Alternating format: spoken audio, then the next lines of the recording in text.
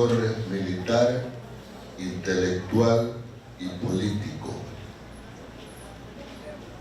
Luis Vargas Torres fue un hombre cuyo verbo, pluma y espada le abrieron al país la visión de la modernidad, visión que recién será plasmada cuando triunfe la Revolución Liberal, 8 años después de su cobarde fusilamiento, pero que el grande hombre ya dejó esbozada y planteada en la Convención Nacional de 1883-84.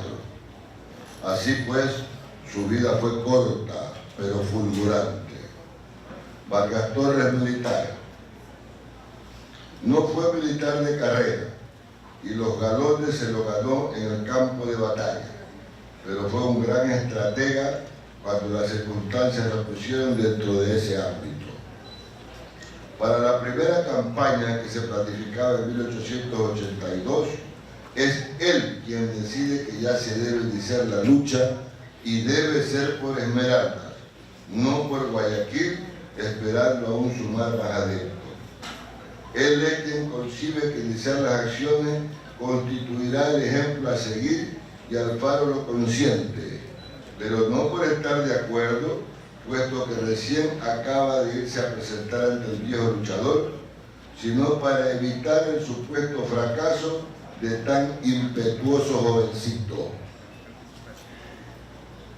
Acaudilla y toma Esmeraldas el 6 de enero del 83 para que Alfaro pueda regresar de Panamá. En conjunto toman Bahía y Jipijapa, donde Alfaro organiza 2 divisiones, una al mando de Vargas Torres. El éxito continúa en Puerto Viejo, Daule, donde Alfaro organiza una 3ª división, Pascuales y Mapasingue. Para la famosa primera toma de Guayaquil, del 9 de julio, y expulsar del país al dictador Vintimilla, la división de Vargas Torres es la primera en entrar al puerto por el cementerio, luego de dominar el Cerro del Carmen. Él fue partidario de atacar desde el 3 de mayo, cuando solo estaba al frente el ejército alfarista, pero Alfaro prefirió escuchar el pedido del ejército conservador y los esperó. Es dato conocido que la argolla formada en la constituyente que siguió a la exitosa campaña, en la que Vargas Torres, conjuntamente con Marcos Alfaro, lideró el grupo de apenas 13 diputados liberales, hizo decir a Alfaro: fui engañado como un recluta. Si se hubiera escuchado a Vargas Torres militar, otro hubiese sido la historia del país, con otro cuerpo de leyes, desde mucho antes, y nuestro héroe tal vez, solo tal vez, hubiera sido el segundo presidente de la era liberal radical. Para la segunda campaña, que se planificaba en 1884, la famosa del barco Alajuela, cuya compra financió Vargas Torres, Alfaro lo nombró jefe de Estado Mayor y como tal participó en noviembre en el combate naval de Tumaco contra el Santa Lucía y luego la toma de Esmeraldas. No estuvo luego en el desastre de Jaramijó, pues quedó en su provincia natal organizando una nueva división. Hecho esto, salió enseguida para Manabí, pero ya era demasiado tarde. Vargas Torres tampoco estuvo de acuerdo con la planificación de esta segunda campaña. Él había propuesto realizar por su cuenta la parte inicial en Esmeraldas y Manabí, para atacar sorpresivamente Guayaquil. Allí recién se llamaría Alfaro desde Panamá, pues si él se movía, lo sabría inmediatamente el gobierno, como en efecto sucedió. Vargas Torres no fue escuchado y el tiempo nuevamente le dio la razón. Para la tercera campaña, que se planificaba en 1886, fue el jefe del operativo terrestre, en tanto que Alfaro debería liderar los ataques por mar. En noviembre tomó Catacocha y en diciembre Loja. Fue solamente la traición del coronel José Martínez Payares, compañero en las campañas anteriores y en la representación legislativa por la provincia de Esmeraldas, ya que fue hijo del gobernador provincial en la primera administración de García Moreno, lo que pudo detener su invicta espada para llevarlo al patíbulo. Vargas Torres, intelectual. Fue un hombre cuya sed de conocimiento abarcó todos los ámbitos, desde la astronomía y la historia, que fueron sus materias favoritas, hasta las ciencias naturales, la sociología y las leyes. Desde que fue a la secundaria en el Colegio San Gabriel a los 12 años de edad, y en su etapa de exitoso comerciante en Guayaquil, donde contrató profesores particulares para llevar muy lejos su formación intelectual, luego de abandonar el Seminario Menor de Quito, donde estuvo 2 años entre 1880 y el 82, y la Escuela Politécnica Nacional, creada por García Moreno en el año lectivo de 1882-83, donde consta que estuvo matriculado. El escritor Jorge Hugo Rengel, en la conmemoración de los 100 años de la inmolación del coronel Vargas Torres, expresó, abro comillas, al incorporarse a la revolución, Luis Vargas Torres aportó su juventud, sus recursos económicos y acaso lo más significativo, su gran cultura humanista.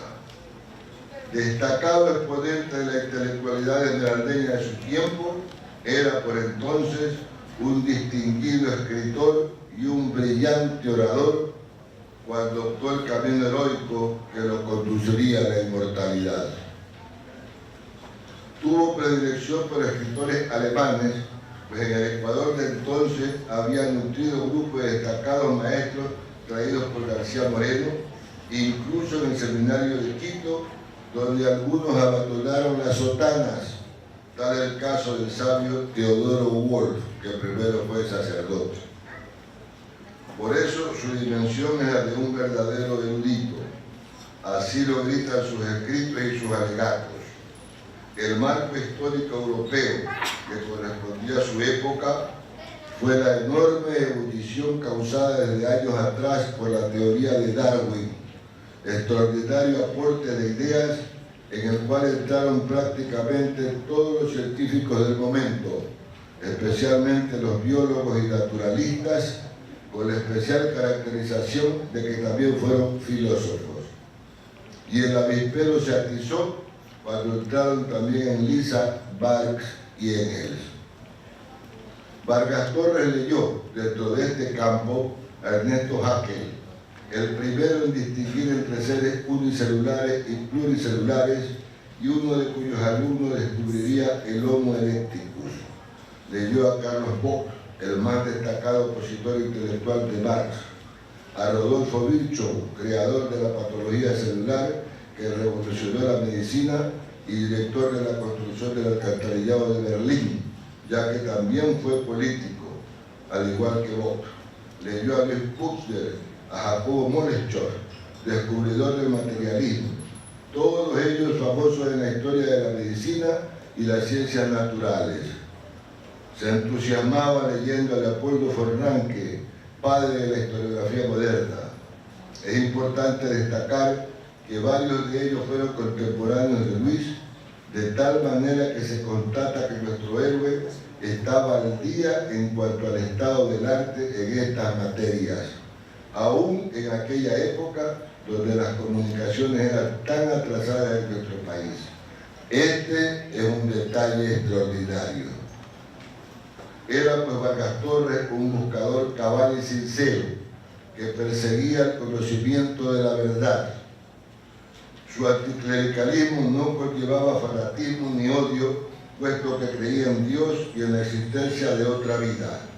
Alcanzó a publicar Alfaro y los Pentavilos de Quito, La Revolución del 15 de noviembre de 1884 y El Diario de la Campaña de Alfaro, pero también son dignos de leerse su opúsculo Al borde de mi tumba y la hermosa Carta a mi madre, así como también sus artículos periodísticos realizados durante sus estancias en Guayaquil y en Lima.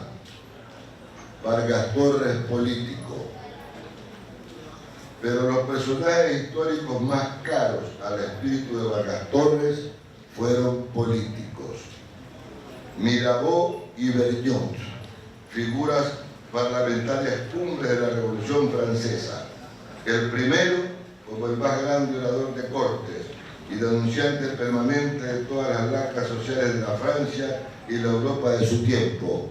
El segundo, como jefe de la Gironda, el ala moderada que se rebeló contra los crímenes y revanchismos de Danton, Marat y Robespierre.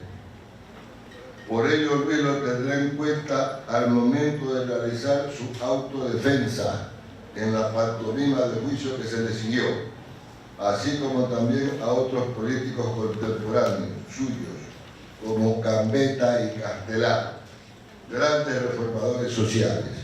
El primero, liderando la proclamación de la Tercera República Francesa a la caída de Napoleón III, y el segundo, liberando la Primera República Española y más tarde en la restauración que dio a España su estructuración republicana actual. Perseguidos por sus ideas de avanzada para mejorar las condiciones de vida de la humanidad, defendieron la educación como la herramienta más valiosa para el progreso, creyeron en la libertad de pensamiento y de expresión, lucharon por separar las funciones de la Iglesia de las del Estado, visionaron que el ejercicio del poder es un servicio público y no instrumento de enriquecimiento ilícito.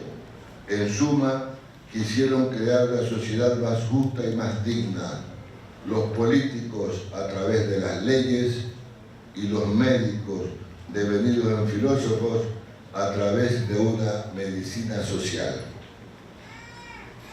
Pero el lugar más alto en el corazón de Luis tal vez lo ocupó Mirabeau, de familia caudalada, cuyo padre fue un excelente hombre de negocio, pero con quien mantuvo muy malas relaciones.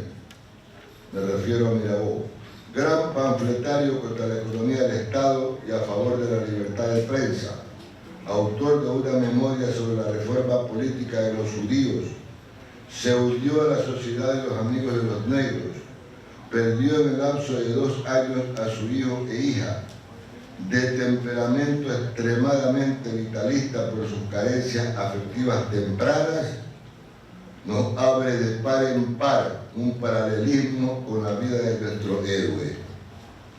Ortega y Gasset defiende a Mirabeau como el prototipo de político, por esa vitalidad que lo impelía a la acción.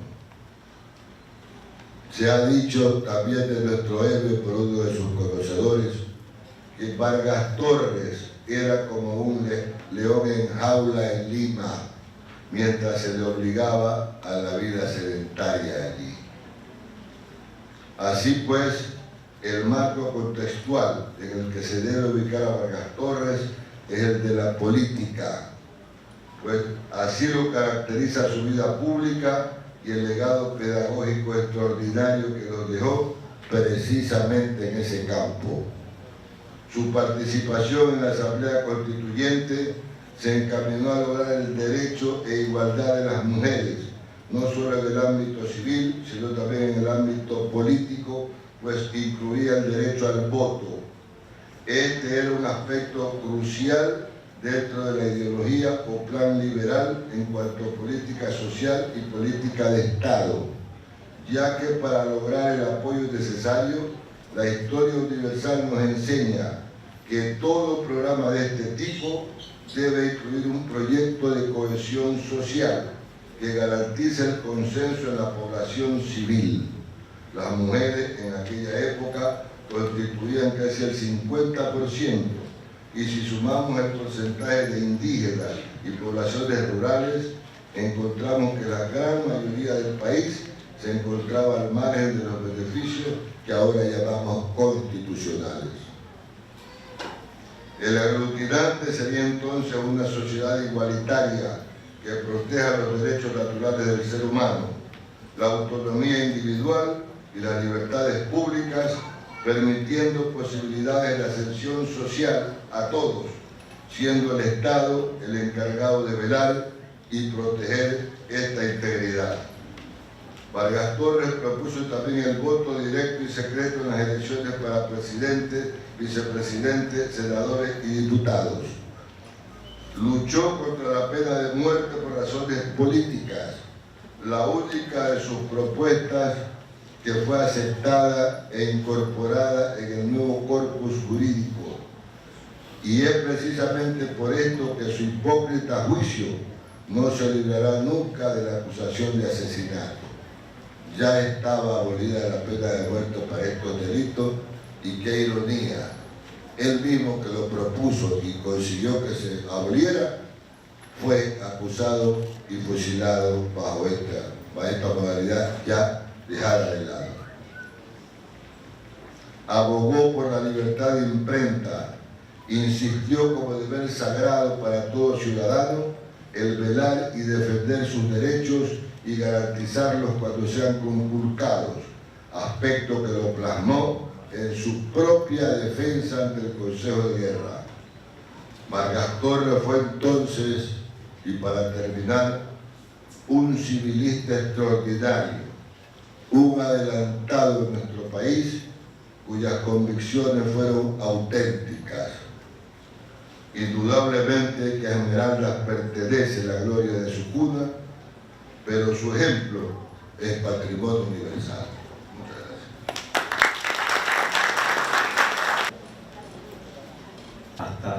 Escuchaba hasta hace pocos años decir en actos públicos que Vargas Torres era un héroe de la independencia. Alguna vez escuché también decir a otro orador en acto público que Vargas Torres luchó por la liberación de los esclavos. ¿Realmente fue un héroe de la independencia? ¿Realmente luchó por la liberación de los esclavos? ¿En qué época realmente vivió Vargas Torres? ¿Qué sabemos sobre el lugar y la fecha de nacimiento de este personaje? ¿Quiénes fueron sus padres? ¿Tuvo hermanos? ¿Alguno de sus hermanos o parientes cercanos llegó a sobresalir tanto como él en la vida política del país? ¿Con qué personajes sobresalientes de la historia del Ecuador se identificó Luis Vargas Torres? ¿Era un militar profesional? ¿Por qué será que en una de las estatuas de nuestra ciudad se lo ve armado de una carabina o de un rifle y con una bandolera que le cruza el pecho de un extremo al otro? ¿Cómo obtuvo un grado militar? ¿Participó en importantes combates? ¿En cuáles combates? ¿Qué estudios formales? ¿Qué formación académica tuvo? ¿Realmente tuvo méritos este personaje como para que una universidad lleve su nombre? ¿Fue realmente un héroe? Y si realmente lo fue, ¿por qué no se enseña sobre él en las escuelas y los colegios? O incluso en la propia universidad. ¿Por qué no forma parte de los contenidos educativos?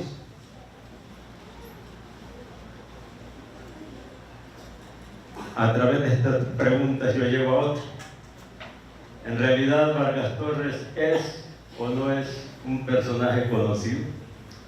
¿O es un desconocido? Alguna vez, en el año 2006, hicimos una encuesta aquí en la Universidad Luis Vargas Torres. La primera pregunta le planteaba escoger la fecha en que murió el prócer. Había que marcar tres: una el 10 de agosto de 1809, otra era el 20 de marzo de 1887, la tercera no recuerdo, pero la mayoría marcó 10 de agosto de 1809 aquí en la Universidad de Vargas Torres en el año 2006. también preguntamos si era un novelista, era un héroe de la independencia, era un héroe del liberalismo, y la mayoría de la respuesta fue que era un novelista. Bueno, ¿y por qué el Parque 20 de Marzo? ¿Por qué tiene ese nombre? ¿Cuál es ese Parque 20 de Marzo? ¿Y qué relación tiene ese nombre con la figura de este prócer, del que ya dije que parece armado de un rifle y con el pecho cruzado por una bandolera? Algo dijo el que me precedió en el uso de la palabra sobre las obras más importantes, pocas desde luego que alcanzó a escribir este personaje. ¿Cuáles son esas obras? ¿Las tenemos presentes? ¿Y cuáles eran los rasgos sobresalientes del pensamiento de este hombre? ¿Qué motivos hubo para perseguirlo, para ponerlo en prisión, para someterlo a un proceso penal y por último para fusilarlo? ¿A dónde ocurrió todo esto? ¿Y quién era el presidente de la República en esa época en que este hombre fue fusilado? ¿Qué relación tuvo este hombre con la muerte de Vargas Torres, o no la tuvo? ¿Por qué? ¿Por qué cuando... A ver, hoy día es 18, viene al caso una anécdota, hoy día es 18 de marzo de 2019, justo en un día como este, era 18 de marzo de 1887, él estaba en la prisión acompañado de un niño, conversando, y lo van a visitar 4 personas. El uno era un sacerdote, el otro un militar, y había 2 civiles. Entre estas personas, el militar portaba un extenso documento. Vargas Torres comprendió de qué se trataba y cuál era el motivo de la visita. El niño que le acompañaba se iba a retirar, pero él le pidió que se quede. Más o menos le dijo esto: vas a oír mi sentencia de muerte y mañana verás cómo se mata a un hombre. En efecto, el militar leyó en la prisión la sentencia de muerte y la anunciaba que esa pena de muerte se iba a ejecutar 2 días después, el día 20. Se retiran y se queda solamente el sacerdote. Era común en aquel tiempo que los que estaban moribundos o iban a ser ejecutados tenían que confesarse ante el sacerdote. El sacerdote no era un sacerdote cualquiera, era nada más y nada menos que el obispo de Cuenca. Se llamaba Miguel León. León ofrece su servicio religioso. ¿Y por qué Vargas Torres lo rechazó? Le dijo, entre otras cosas, que le hacía perder inútilmente el tiempo, que ellos ven la luz de un lado y él, Vargas Torres, la ve de otro lado. No vamos a llegar a ningún avenimiento, a ningún acuerdo. El sacerdote insistió una y otra vez hasta que finalmente tuvo que retirarse. Y aquí vale a soltar unos cuantos datos. El 4 de enero de 1887, en la ciudad de Cuenca, se llevó a cabo un proceso penal contra este personaje que se encontraba detenido ya desde el 6 de enero de 1886. Se había nombrado un consejo de guerra. Ese consejo de guerra lo escuchó, pero el propio Vargas Torres llegó a decir, como lo mencionó Digneval, que ni Bernió, ni Castelar, ni Gambetta habrían podido hacer cambiar la sentencia que ya traían redactada desde Quito los jueces de ese tribunal. La suerte estaba echada, por lo tanto, y él llegó a decir estas palabras que fueron inmortales: con que no creéis que tenemos mucho derecho para defender con las armas en la mano lo que más preciado tiene un ciudadano republicano. Estoy bajo la sanción de vuestras leyes. Juzgad, fallad, que yo he cumplido con mi deber. En efecto, el 20 de marzo de 1887, aproximadamente a las 7 de la mañana, sale este hombre de la prisión, acompañado por una escolta, hasta la plaza principal. Una gran multitud se había agolpado para presenciar el acto. Y cuenta uno de los niños de 11 años, un niño de 11 años, más tarde cuando fue mayor, escribió sobre este suceso. Cuenta él que en la escuela le habían indicado, en la escuela dirigida por religiosos, que debían estar presentes en ese acto para que sepan cómo se castiga a los herejes. Pues a las 7 de la mañana se inicia el acto con los respectivos toques fúnebres y el oficial empieza a leer la sentencia. Transido de emoción el oficial, nervioso, cierra la lectura en la que se declaraba a Luis Vargas Torres culpable o convicto de insurrección a mano armada contra el gobierno de la época y que había sido condenado a pena de muerte por fusilamiento. Hacía presente al público que ese fusilamiento se iba a ejecutar en ese momento y que nadie podía oponerse a él, caso contrario también sería pasado por las armas.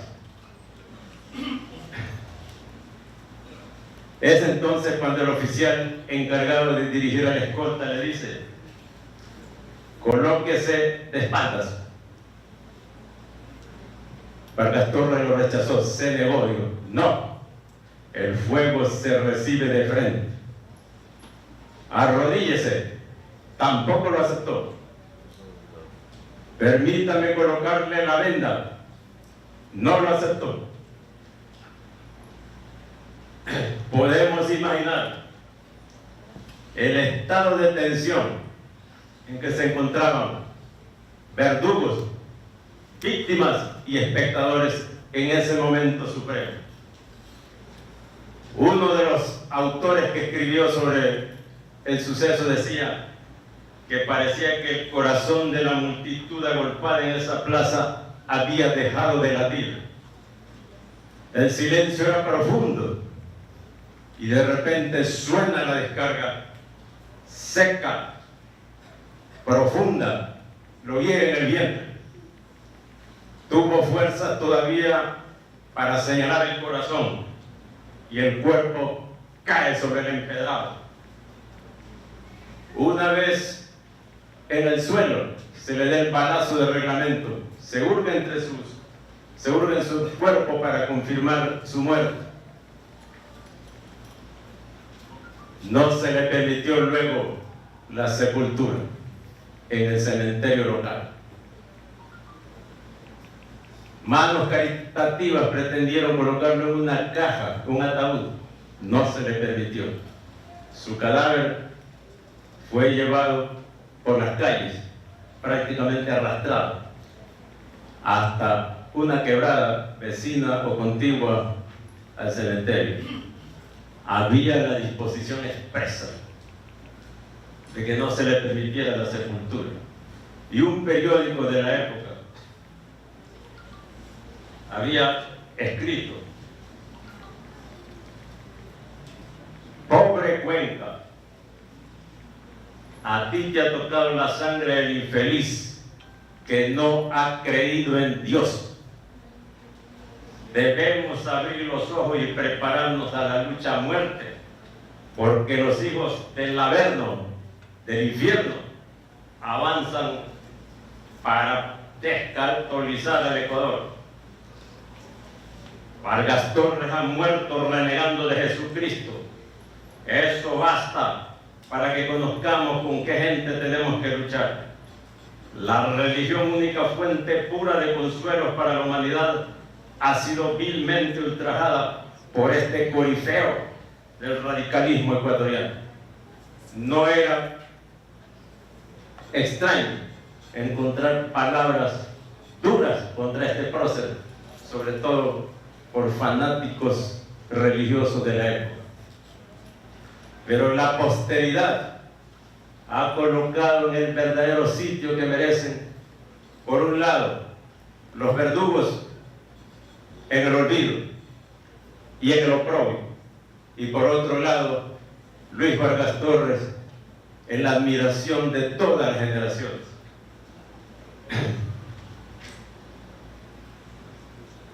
Cuando el general Eloy Alfaro supo desde Lima que Luis Vargas Torres había sido fusilado, él dijo estas palabras: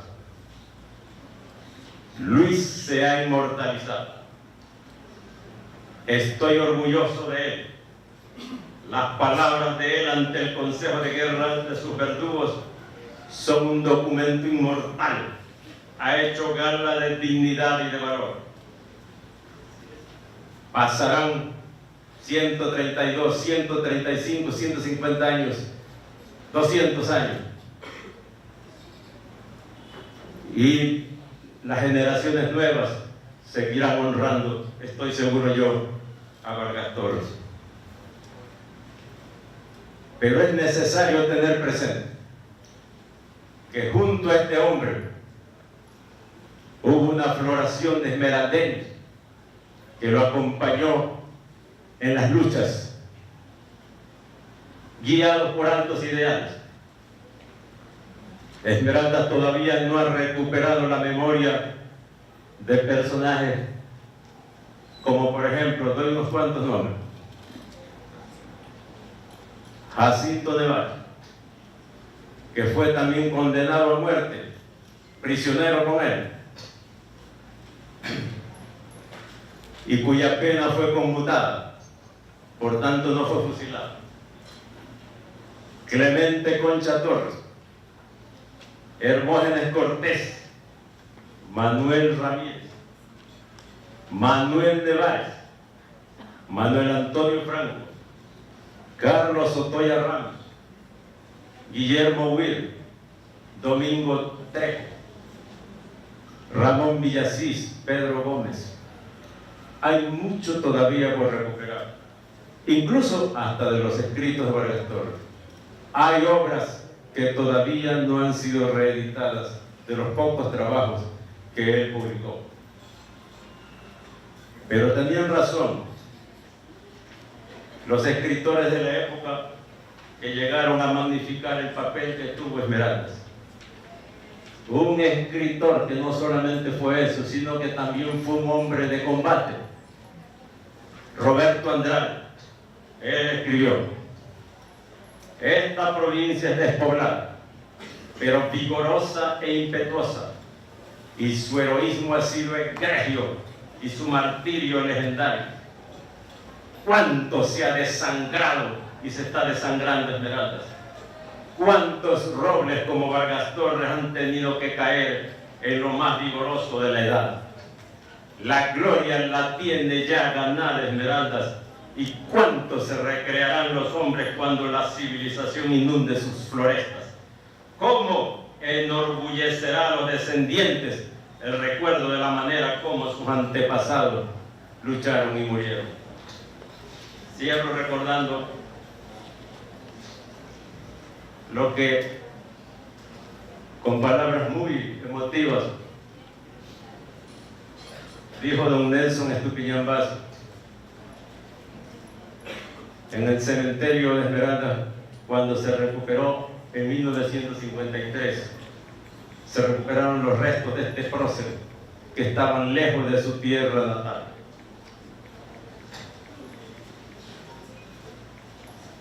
Él dijo entonces: vuelve el más grande de los hombres de Esmeraldas a la tierra para estar más cerca de nosotros, para orientar desde el secreto impenetrable de la sombra nuestro trajinar diario hacia el futuro. Vuelve para ser en el sentido cívico más fecundo el suelo de nuestra tierra, como Él la quiso eternamente libre. Vuelve para decirnos con su silencio tan sagrado que la libertad se arrebata en los campos de batalla, se sustenta en el patíbulo con la propia vida y se rubrica con el postrer aliento al borde mismo de la eternidad. Cuando los caminos se nos vuelvan oscuros, recordemos que aquí está nuestra luz. Cuando la desesperanza o la amargura hagan vacilar nuestras convicciones en una patria mejor, pensemos que aquí está la esperanza reventando en espigas, y cuando querramos orar por la libertad, vengamos a este sagrado templo laico que guarda sus cenizas. He dicho.